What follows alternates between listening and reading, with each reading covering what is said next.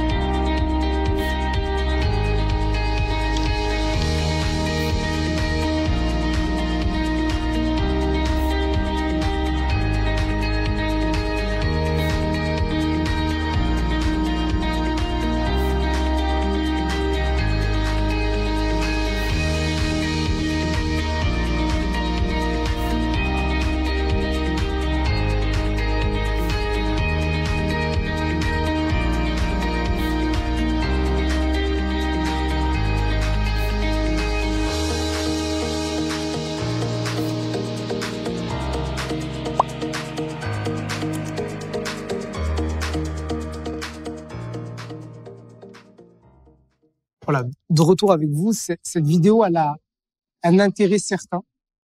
C'est celui de mettre en exergue en quoi le tourisme serait notre plus belle ressource. Donc, on a vu sur la vidéo créateur d'emplois, générateur de revenus, catalyseur, porteur, inclusion. Il y a des mots très forts qui sont utilisés par l'ONMT. Je vais commencer par donner la parole à Monsieur Jalal El-Oudazi pour nous donner son avis. Et puis, on ira dans le sens des aiguilles d'une montre et on passera ensuite à Madame Awatef, puis à Madame Nyonsi et puis enfin à Monsieur Ismouhi. Très bien. Écoutez, les 10 raisons évoquées, on pourrait rallonger la liste comme on pourrait aussi la raccourcir. Mais indéniablement, le tourisme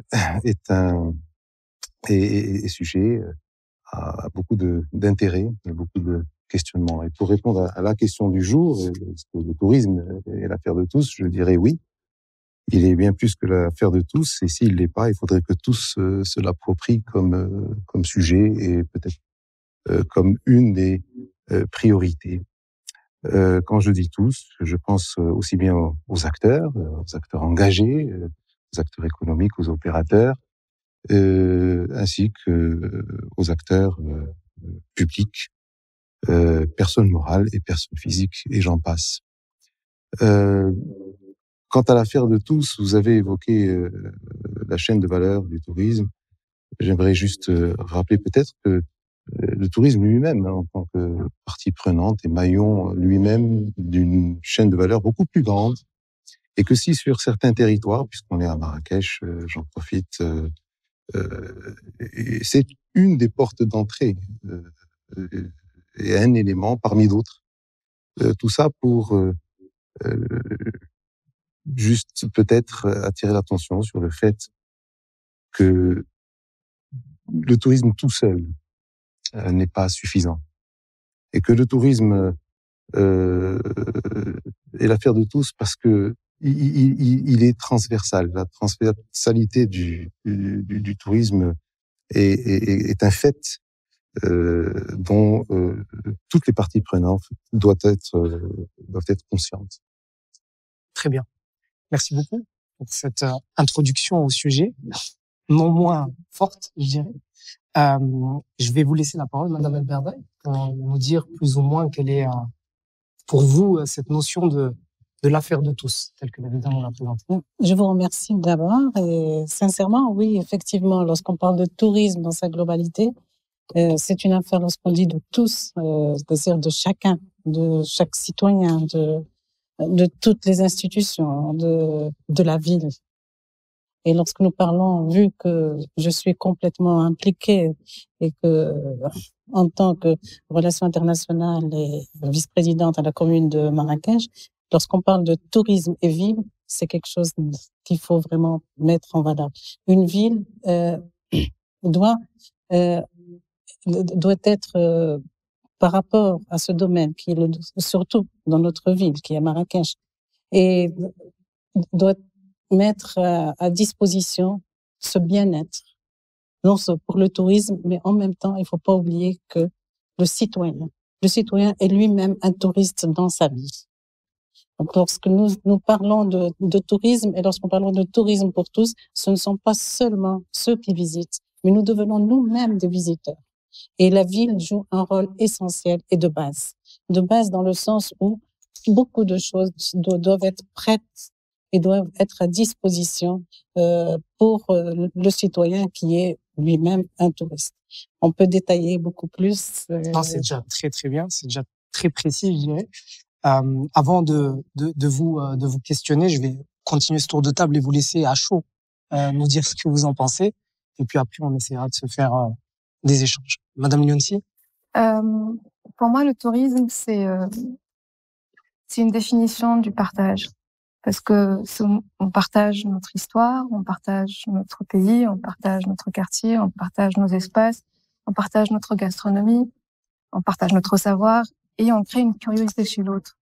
Et pour moi, la meilleure manière de répondre à cette curiosité, c'est d'être l'ambassadeur soi-même de de ce qu'on veut partager. Donc, si on n'est pas nous-mêmes ambassadeurs, chacun de nous-mêmes, comme a dit Madame Badaï, c'est une responsabilité de chacun de nous pour mieux représenter en fait ce pays, cette histoire et ce qu'on veut passer à travers ce tourisme-là. C'est la responsabilité de l'épicier, de l'artisan, de l'artiste, du musée et de tous les espaces qui sont par lesquels un touriste, qui soit étranger ou même marocain, parce que le Marocain c'est aussi un des premiers touristes et son œil est très important, puisse passer. Le tourisme et le poulpe qui a plusieurs bras et chaque bras il concerne un secteur, que ce soit l'industrie, que ce soit l'économie. Enfin, c'est un secteur Transversal. Voilà, transversal, comme il a dit notre ami. Jalal, effectivement. Monsieur Soumahi, est-ce qu'on peut avoir votre pouls de cette fameuse question? Ouais, au fait, dans la question, il y a déjà la réponse.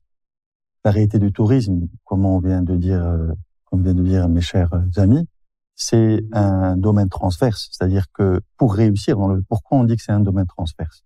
Parce que pour réussir le tourisme, c'est-à-dire demain, si on veut évoluer, si on veut aller plus loin en termes d'arrivée ou en termes de nuitée, on se dit comment on va faire.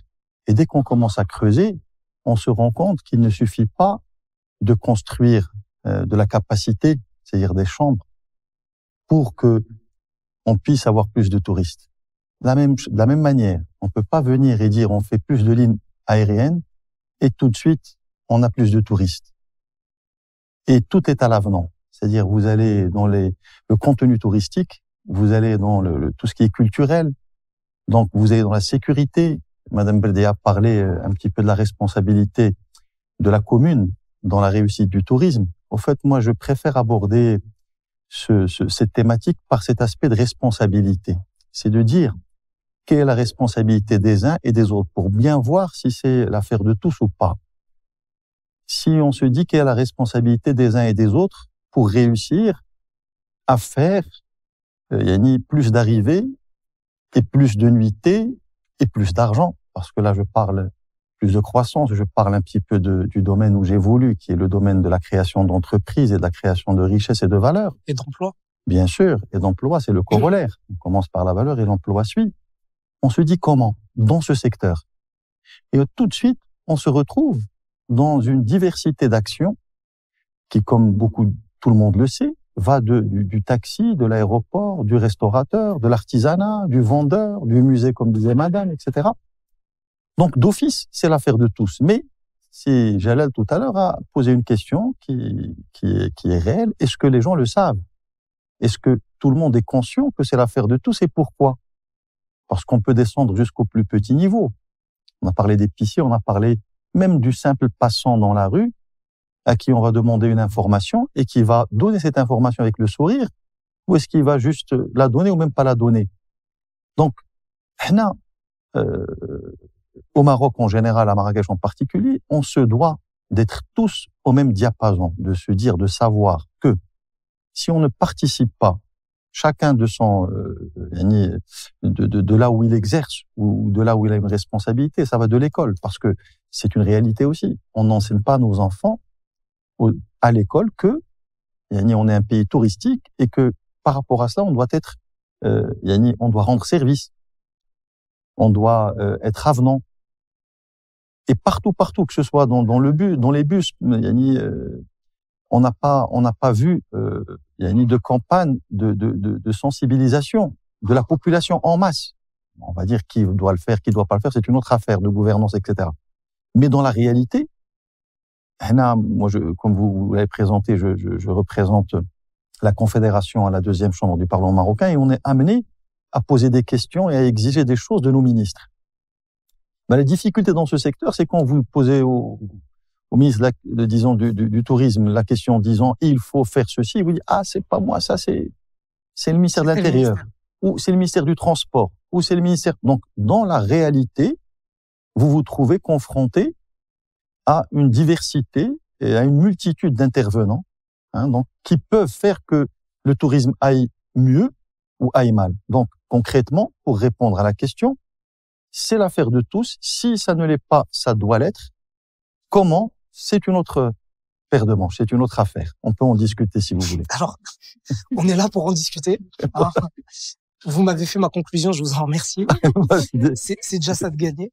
Mais effectivement, dans la question, il y avait effectivement la réponse. Hein. On le sent et on le dit, c'est l'affaire de tous. Mais derrière c'est pour ça que je dis que derrière cette facilité, quelque chose qui est presque normal, il y a une complexité. Cette complexité, vous l'avez fait toute ressortir à votre niveau, en parlant de transversalité, en parlant du miroir, en disant nous-mêmes, en parlant du partage, en parlant d'ambassadeur, en parlant de l'autre, en parlant de la responsabilité citoyenne. J'avais peur que le débat tourne autour seulement de vous, qui représentez donc la ville, et qu'on vous dise oui, mais vous devez nous faire, Parce que c'est très souvent comme ça que tournent les débats. On attend de l'État, suprême, comme on imagine, de faire tout pour nous. Et vous avez tourné le débat dans quelque chose qui ramène aux citoyens et à la responsabilité réelle. Donc dans tout cela, c'est la question qui se pose aussi derrière. Donc est-ce que c'est la responsabilité ou c'est comment éduquer nos citoyens? C'est ce que vous disiez. Et vous, nos citoyens, mais aussi nos institutions. Vous, Monsieur Louis Dadi, qui travaillez très souvent avec donc le public et le privé, qui faites ce pont entre les deux. Quelles sont les difficultés que vous trouvez à rendre conscients les gens de leurs responsabilités à ce niveau-là? C'est une grande question. C'est une question quasi existentielle. Écoutez, on va faire plus simple. C'est toujours dangereux quand on nous dit on va faire plus simple. On va faire plus simple dans la mesure où, écoutez, vous m'auriez posé la même question il y a quelques années, j'aurais peut-être pas eu la même réponse. Et paradoxalement, quand on regarde les choses évoluer, vous avez vu le lexique ou le champ lexical qui a été utilisé dans l'espace de 5 minutes. On est passé d'une terminologie, parler d'industrie, on a parlé de secteur, on a parlé ce que j'appelle moi le millefeuille de gouvernance de la chose touristique. Bien entendu, éduquer, sensibiliser, mais bien avant ça, ce qui me rassure, c'est que les valeurs du tourisme font partie de l'ADN de notre population et de notre culture. On partage, quand nous recevons et nous accueillons des visiteurs, on partage un même territoire avec eux. Et non seulement avec eux, mais je dirais qu'il y a peut-être 3, 4, 5 couches de population qui se disputent le même territoire. Et au lieu d'aller dans des bantoustans ou des ghettos touristiques comme on en fait le choix d'autres destinations, on a cette facilité extraordinaire due certainement à nos valeurs sociétales qui sont l'hospitalité, le partage, des valeurs un peu oubliées par ces visiteurs qui viennent dans leur pays, en tous les cas, pour ceux qui viennent de l'Occident à la rencontre d'eux-mêmes à travers la rencontre de l'exotisme et de l'Orient, même si... Quand vous dites elles sont oubliées, excusez-moi de vous couper, elles sont oubliées par l'autre ou même par nous? Elles sont oubliées par l'autre. Même nous, on l'oublie. Le voyageur, quand il voyage, il part à la rencontre de l'autre, mais en réalité, je pense qu'il... Par la rencontre de lui. Il va vers la rencontre de soi à travers l'autre. Et c'est quelque chose que nous savons faire. Nous n'avons pas besoin d'émettre des théories fulgurantes ou de modéliser, mais simplement observer. Le tourisme a été étudié par les sociologues, par les géographes, par les économistes, aujourd'hui par les marketeurs, tout simplement parce qu'il n'existe pas encore, même si on a voulu la faire exister, une science du tourisme. Exactement.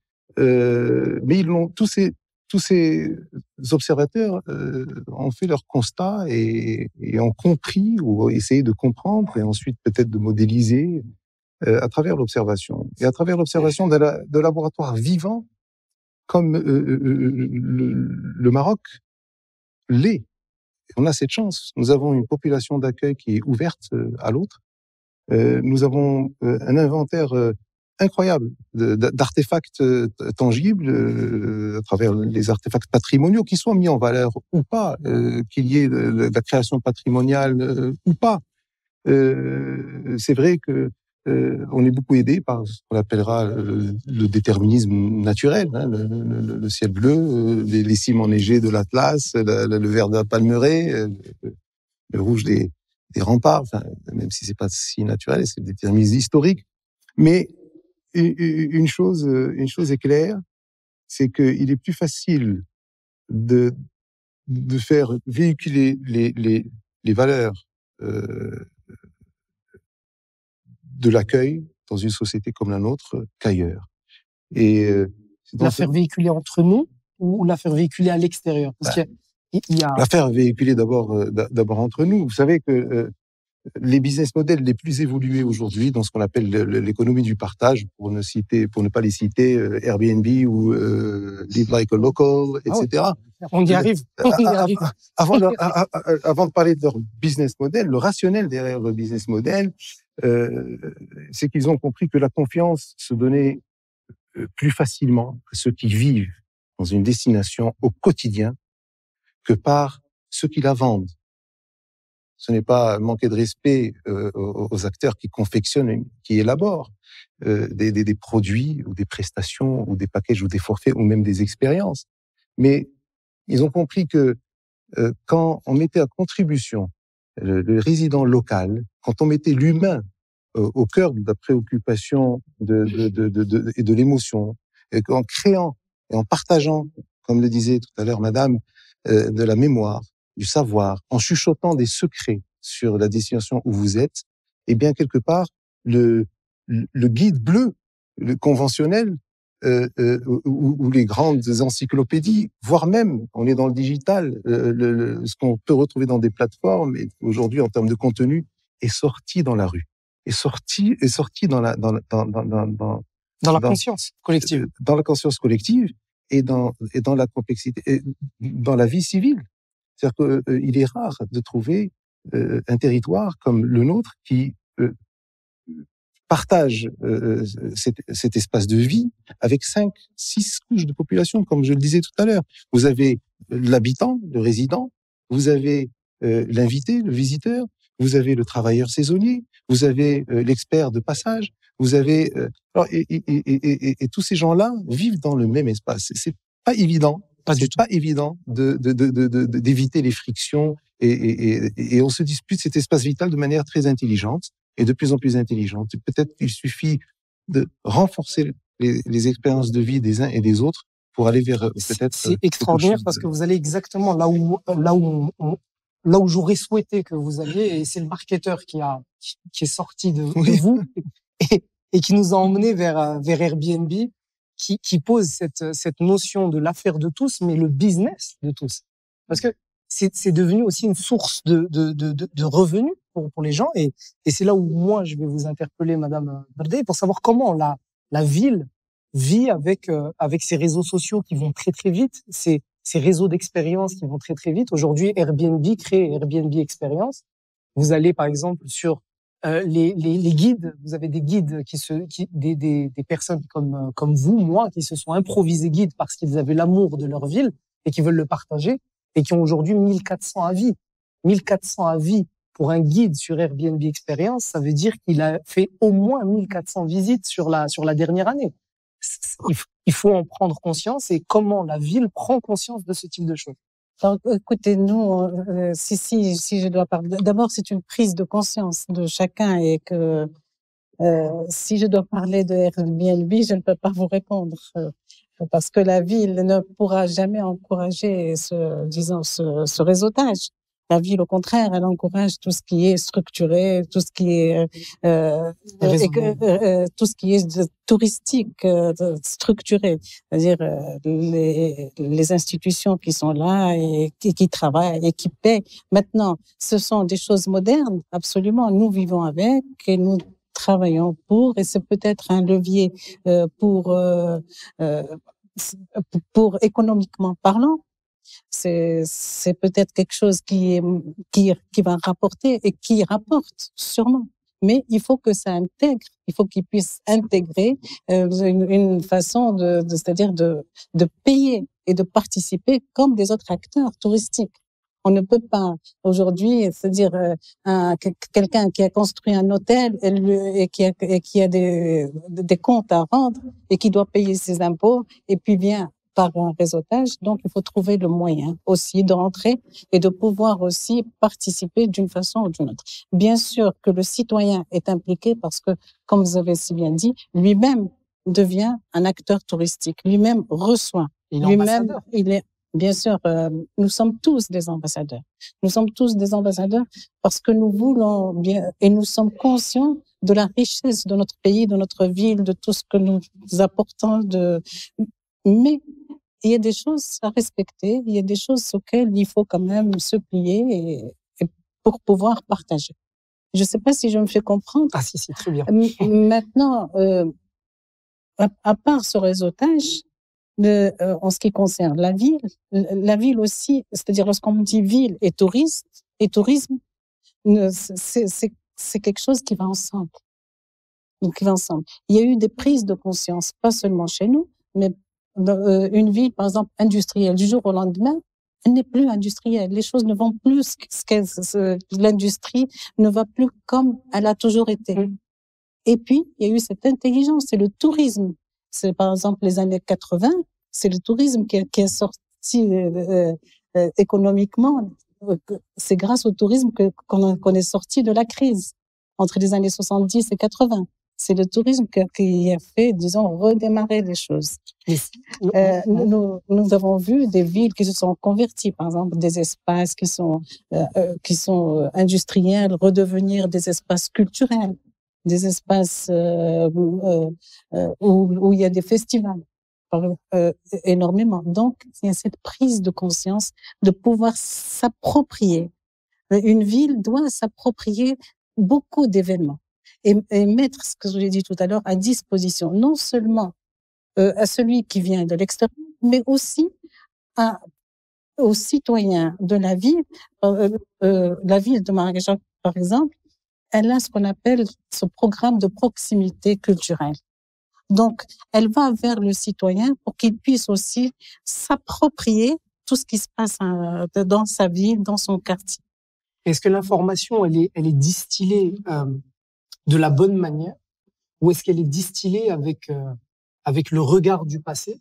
C'est-à-dire, le tourisme aujourd'hui, on voit bien qu'avec ces nouveaux outils que sont Booking, TripAdvisor, Airbnb, a complètement changé la donne. C'est une opportunité, je pense, réellement. Mais pour le bien Maroc. sûr, c'est une grande opportunité lorsqu'on sait que le Maroc, que Marrakech, TripAdvisor, est très bien classé.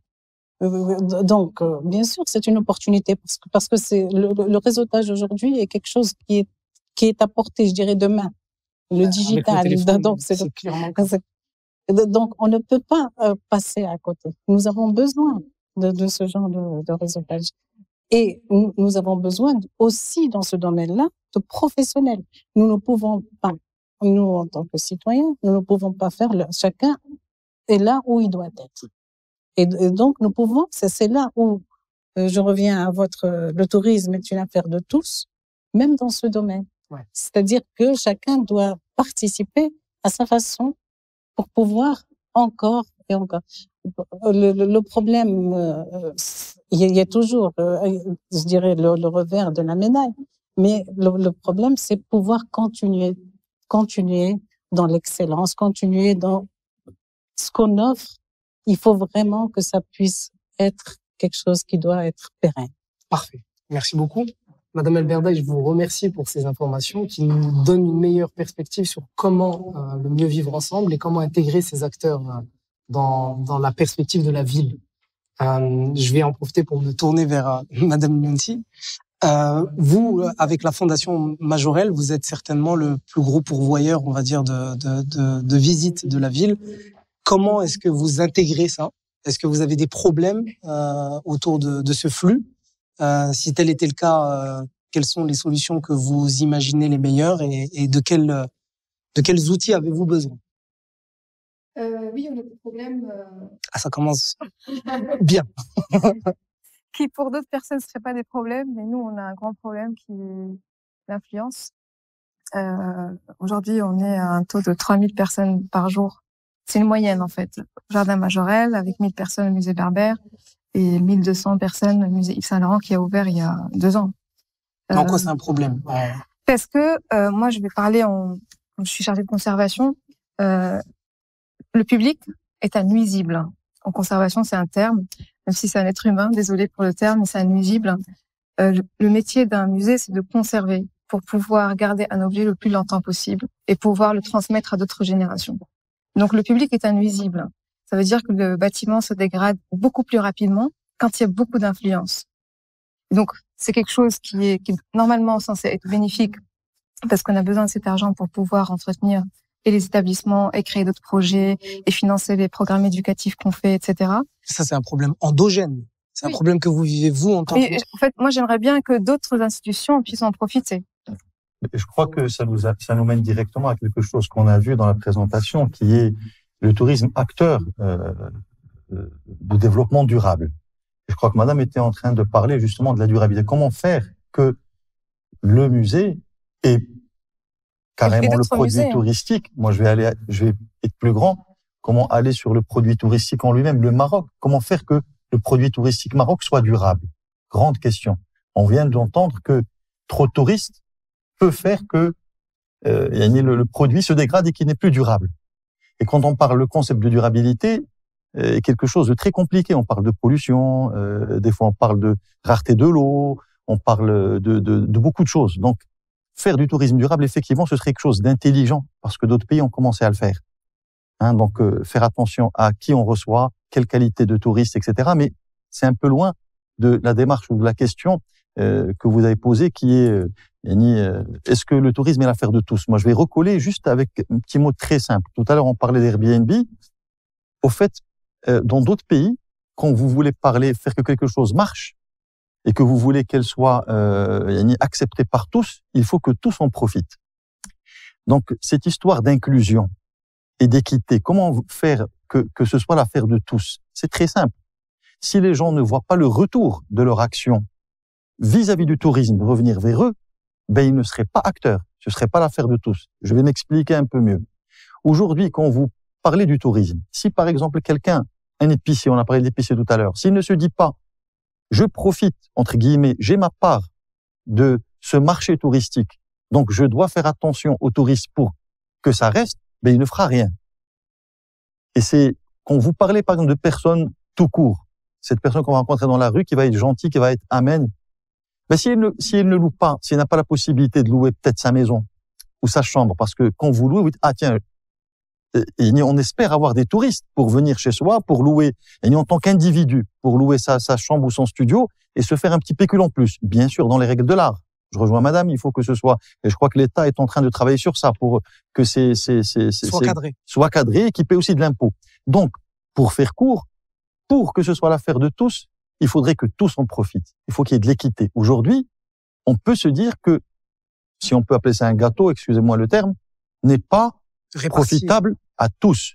Alors, moi, je parle d'une manière globale. Donc, dès qu'on commence à partager et qu'on commence à permettre aux uns et aux autres, disons, de profiter un petit peu de cette manne, toujours de manière régulée. C'est ce qui fait qu'elle dure. Bien sûr. Et la même chose par rapport quand on parle de musée et des gens qui sont autour et de la difficulté. Quand les gens qui sont autour en profitent de manière correcte, ils ne nuisent pas, disons, aux commerces qui sont autour. Ou alors, quand on les régule pas, ils commencent à nuire. Donc, il faut réguler la manière dont ils vont en profiter. Pour résumer, 2 choses. Permettre à tout le monde d'en profiter, mais réguler ce type de profit. Merci beaucoup, M. Mouffi. À vous. Bien sûr, allez-y. Moi, je veux juste, pourquoi on a autant d'influence? Je me joins à ce que vous venez de dire, mais cette influence-là, parce que une fois, il y avait un touriste qui s'appelait Majorelle, où il y avait un touriste qui s'appelait Yves Saint Laurent, et qui s'est construit cet Orient rêvé. Et donc, c'est un exotisme qui est vendu. C'est pour ça qu'il y a cette influence-là, parce que les gens, les touristes, que ce soit des touristes marocains, mais plus étrangers, et on a une statistique par pays, c'est-à-dire on peut savoir combien il y a de Français, d'Anglais, etc., que ça nous permet de maîtriser une influence. Ils viennent pour essayer de revivre un petit peu ce que ces artistes-là ont vécu. L'histoire. cette histoire, en fait. Pourquoi cet artiste est venu s'installer ici? Donc, c'est aussi la manière de montrer ça, la manière de le vendre à ce touriste. Aujourd'hui, on n'a même pas besoin de faire de communication. C'est-à-dire que la porte, elle est, si on arrête. Je dirais tout simplement que vous avez beaucoup de chance et qu'on aimerait bien que dans les autres musées, des choses comme ça se passent. Mais il y a le musée de l'eau qui est extraordinaire et bien je sûr. vous félicite. Et dans d'autres musées, il y a d'autres jardins et il y a aussi des célébrités marocaines à qui on voudrait bien rendre hommage dans ce sens. Comme pour Taflaout, par exemple, quand on voit les rochers, les gens, il y a beaucoup de gens, il y a beaucoup de Marocains qui ne le connaissent pas, par exemple, mais il y a beaucoup les rochers de Jean Véram, et il y a des gens qui vont directement voir les rochers de Jean Véram parce que c'était quelque chose qui a été fait pour sa chérie, en fait. Et les gens, ils veulent vivre ça. Vote, quand il est parti dans le sud, pareil, en fait. C'est-à-dire qu'il y a beaucoup de, voilà, il y a beaucoup d'espace. C'est justement le sujet lui-même, c'est l'affaire de tous. Bien sûr. C'est l'affaire de tous, c'est l'histoire, c'est. Est-ce qu'on peut pas en faire un cas d'école? C'est-à-dire que le fait que vous nous disiez aujourd'hui que vous n'avez pas besoin de communiquer presque, que la communication se fait toute seule par l'histoire, cadrer la communication, mais de manière générale. L'histoire du jardin Majorelle, on la connaît plus ou moins tous avec Majorelle puis après Yves Saint-Laurent, mais si cette histoire-là résonne, est-ce qu'on n'est pas capable, nous, de faire résonner notre histoire à nous sur d'autres sites? Volubilis, par exemple. Moi, je me rappelle quand j'étais petit, Volubilis, on en parlait tout le temps, on n'en parle quasiment plus. Est-ce que vous, monsieur Loudedi, quand vous parlez avec les différents acteurs et quand vous parlez de patrimoine, est-ce que vous les emmenez à se réapproprier leur histoire et mieux la raconter? Aujourd'hui, on a tous les outils pour le faire. Raconter. Tout est dans ce mot-là. Il faut raconter et partager pour créer des moments et des émotions mémorables, et qu'elles soient répétées et qu'elles soient recommandées. Un petit bémol, le musée, puisque vous parlez du musée, a beaucoup de chance. Et c'est même, pour tout vous dire, en ce qui me concerne, à mon petit niveau, pour compléter les datas avec lesquelles je travaille, c'est une sorte de baromètre pour moi. Il me donne une indication sur l'affluence de la ville, son attractivité, son intérêt, sa saisonnalité, etc. Mais je ne pense pas qu'on puisse se contenter de l'affluence, je dirais, quasi naturelle, parce que on a la chance d'avoir un artefact hyper attractif. Mais c'est l'exception. Pensons, j'ai une petite pensée. Excusez-moi. Oui, confirme la règle qu'on peut se baser sur ce cas d'école et en faire l'affaire de tous. Alors, si c'est l'affaire de tous, je ne crois pas qu'on puisse juste ouvrir une boutique et attendre les bras croisés que le visiteur entre dans notre boutique. Je crois au contraire que, juste pour vous donner une idée, très rapidement, l'offre au niveau national et sur n'importe quelle destination aujourd'hui, vu la résilience du tourisme, qui est une de ses caractéristiques principales, malgré les cycles économiques que connaît le tourisme, avec parfois quelques ruptures dans l'environnement qui sont dues à des raisons spécifiques, il a toujours montré une résilience extraordinaire. Et même en période de récession, il a continué à croître, parfois à s'arrêter, mais vraiment dans des conditions exceptionnelles, et à toujours être un grand pourvoyeur d'emplois. Mais ça ne veut pas dire que cette croissance induite profite à tous. Oui, c'est important ce que tu dis, Sidi Jalal.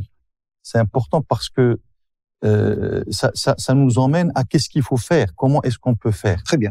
Et c'est l'histoire de l'écosystème. Aujourd'hui, dans le monde entier, et surtout au Maroc, on a testé cette approche écosystémique dans les domaines comme l'automobile, comme l'aéronautique, pour dire comment on peut avancer. On a des exemples qui marchent très bien. La clusterisation. Voilà, on a des exemples qui marchent très bien, que ce soit des hôtels, que ce soit des lieux, etc.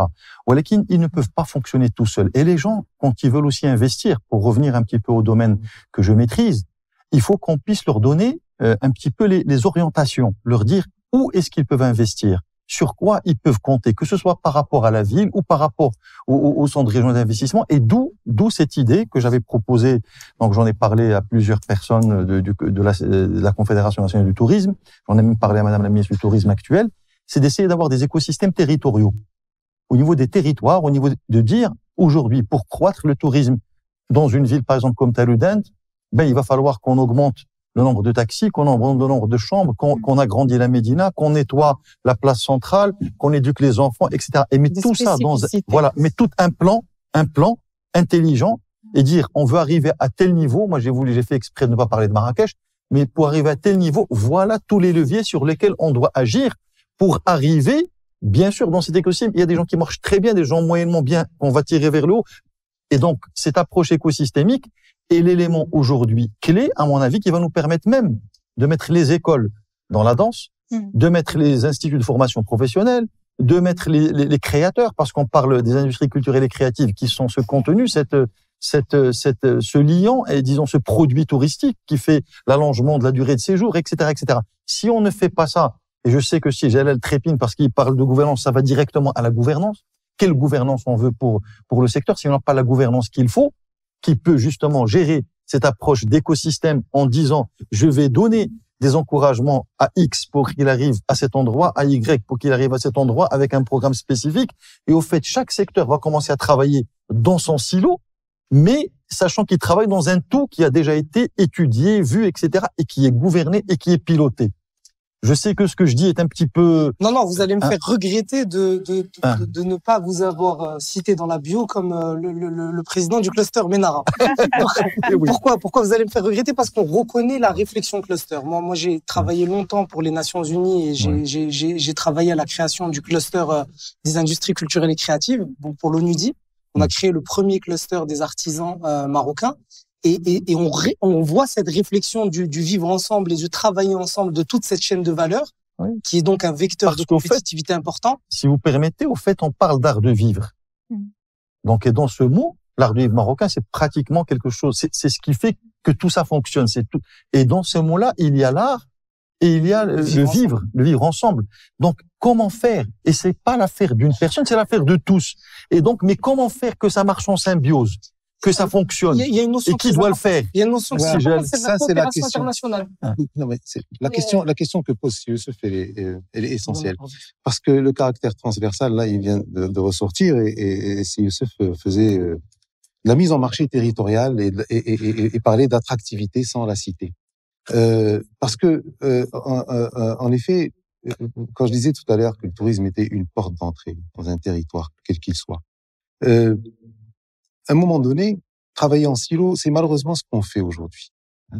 Il y a dans le silo tourisme, le tourisme est porté par plusieurs acteurs, des acteurs institutionnels, des acteurs constitués en fédération, et des acteurs privés, etc.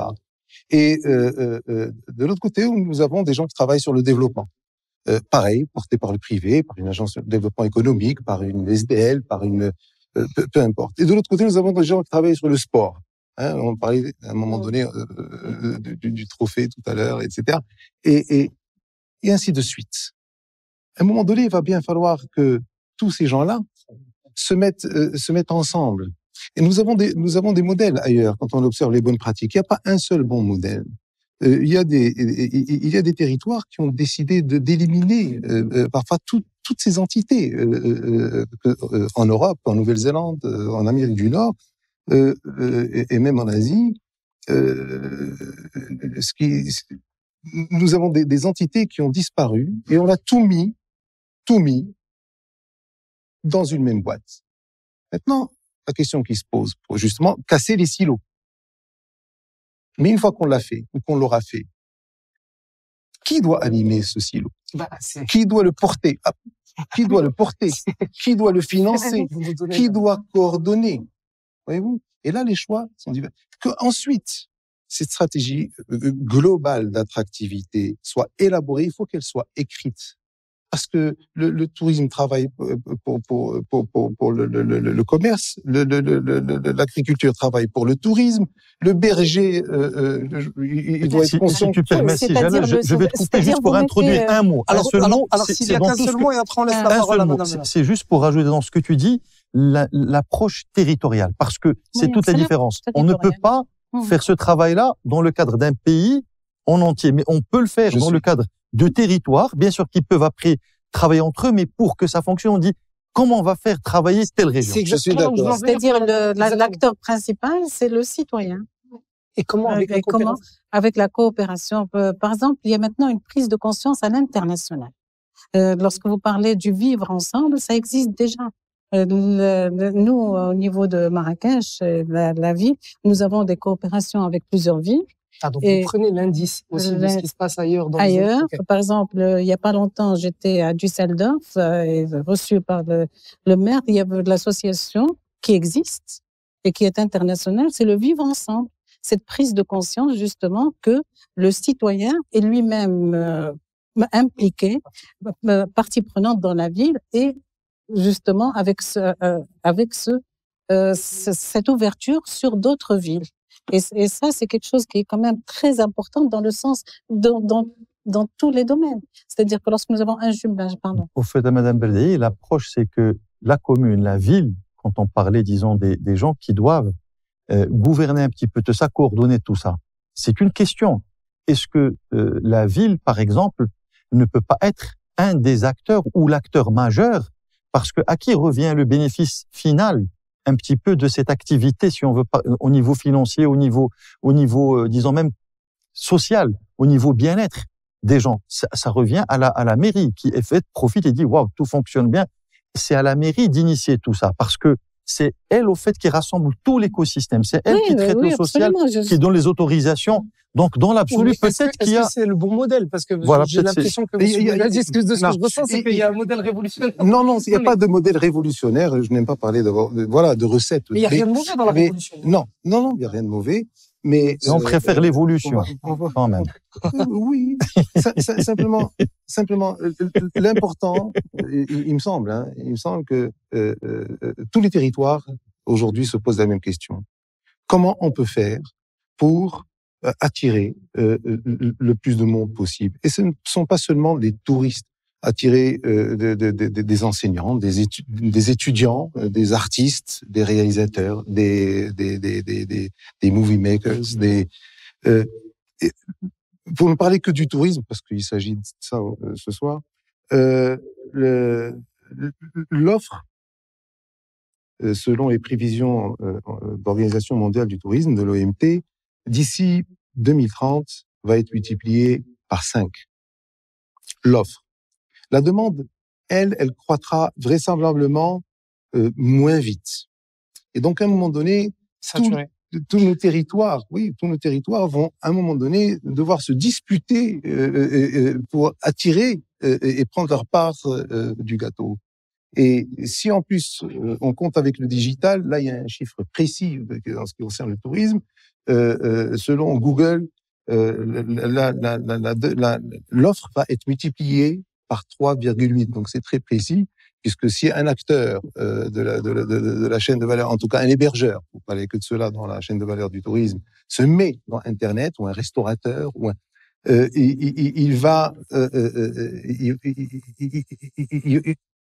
attirer et se disputer encore une part qui est plus petite. D'où l'intérêt que ce soit bien géré pour la concurrence et la compétitivité des régions ou des zones ou des localités est plus importante. Et cette compétitivité ne peut pas se faire en silo. Elle ne peut se faire que dans le cadre d'écosystème. Parce que si moi je suis compétitif, comme ce que disait Madame tout à l'heure, ils sont performants, tout ce que vous voulez, mais si autour on n'arrive pas à ramener les gens, ou les gens n'arrivent pas, on peut pas les amener chez eux pour une raison ou pour une autre de logistique, ben il y aurait rien. Alors que eux, ils ont fait tout le travail.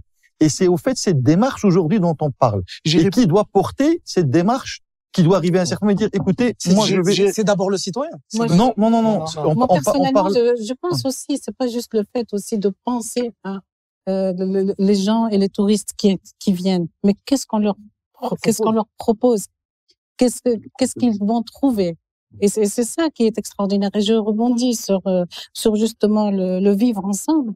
Le vivre ensemble, aujourd'hui, on est à la recherche justement de ce contact, vu que nous sommes tous, aujourd'hui, tout est digital. Tout se partage vite. Tout se partage. Mais le fait que lorsqu'on arrive à la réalité, que lorsque les gens viennent chez nous, qu'est-ce qu'ils comment ce bien-être, ce partage, ce contact humain qui est aujourd'hui très important. La meilleure manière de partager, pardon? C'est très certainement autour d'un bon plat. Et Oui, c'est pour ça absolument. C'est la prochaine vidéo. C'est ce que j'allais dire aussi, c'est ce partage qui est aussi une convivialité. C'est ce qu'on retrouve chez nous au Maroc, c'est cette convivialité et de pouvoir partager. Juste pour vous dire, par rapport aux relations internationales et à cette coopération décentralisée, nous, sans qu'on fasse, disons, ce métier de tourisme, parce que nous aussi, nous participons, c'est-à-dire que la ville participe à l'extérieur aussi. C'est très important parce que cette coopération et cet échange et ce jumelage avec d'autres villes, nous faisons aussi des foires, nous allons vers eux, nous invitons aussi toutes les institutions à participer avec nous pour que la ville de Marrakech soit vue ailleurs. Lorsqu'il y a un jumelage, nous participons à plusieurs foires qui sont des foires de Marrakech. La ville de Marrakech est présente, comme ça l'a été à la foire de Tours, à la foire de Marseille, à la foire en Chine. Donc, nous devenons aussi acteurs, mais pas seulement, c'est-à-dire avec le citoyen. Et nous voulons toujours mettre le citoyen au cœur de notre programme, qui est très important. Et bien sûr, nous mettons en valeur tout ce qui est richesse marocaine. Parfait. En parlant de richesse donc, marocaine, la convivialité. On va lancer la prochaine vidéo et je vais demander à la régie de la lancer, s'il vous plaît. Régie.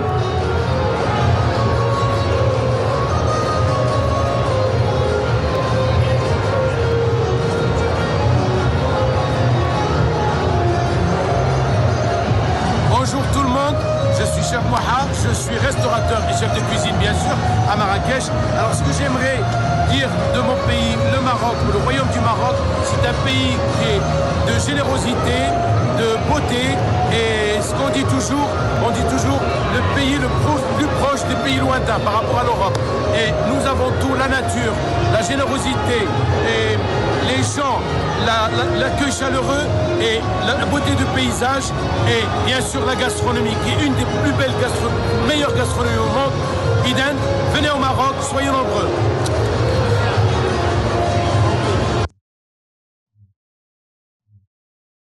Vous avez bien sûr reconnu Chef Moha, qui est certainement l'un des... Toujours généreux. Toujours généreux dans tout. Mais sa cuisine ne l'est pas beaucoup. Vous savez pourquoi? Elle est bonne.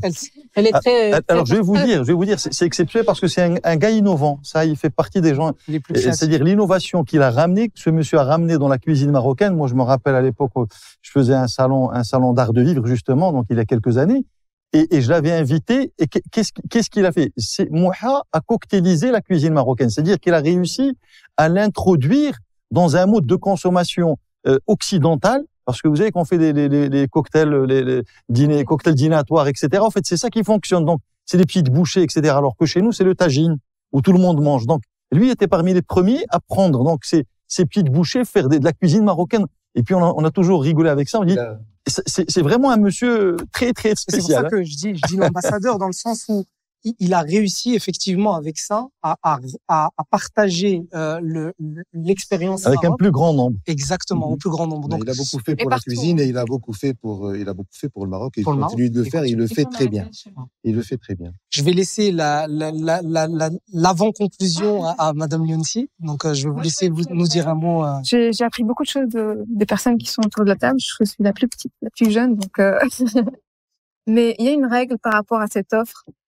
Qu'on peut, enfin, par rapport à la proposition qu'on peut offrir à cet étranger, à ce touriste qui soit étranger ou même marocain, parce que le marocain c'est aussi un touriste, c'est que quand l'expérience elle est mauvaise, 10 personnes sont au courant, mais rapidement. Donc ça se propage. Et quand l'expérience elle est bonne, voire excellente, ça passe pas.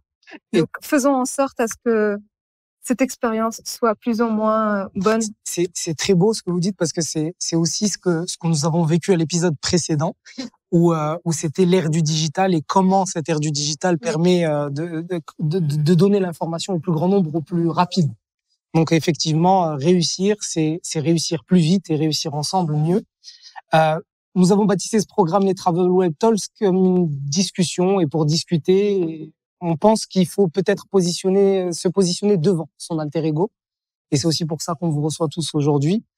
On pense que franchir le pas vers l'autre et échanger avec cet autre, c'est la politique, l'artiste, l'éducateur, l'homme de santé, le citoyen et chacun de nous qui composons la toile de notre beau pays avons cette responsabilité.